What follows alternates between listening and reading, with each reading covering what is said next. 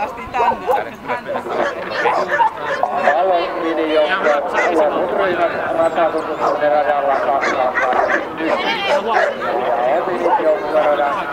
Okei.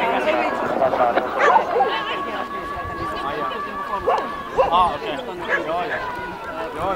Jos te tuutte sit kaupungin läpi, kun siinähän se ensimmäinen parkki, sehän on aina niin täynnä. Sitten kun tulee Särkäniemen ohi, sitten varmaan 3 kilsaa ohi. Siinä on se takaparkki. Täytyy katsoa sen.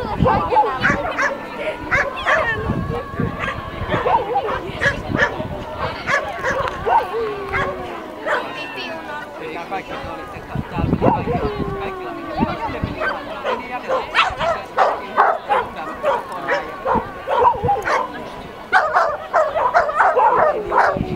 Se on tää päivää tää välinä ja sit kun ei saanut mitään, niin kun ei pystynyt yhtään treenaa tässä ennen yhtään semmoista, että se tajuu. No meillä oli, kato, meillä oli kyllä nyt oli niin käytiin treenaamassa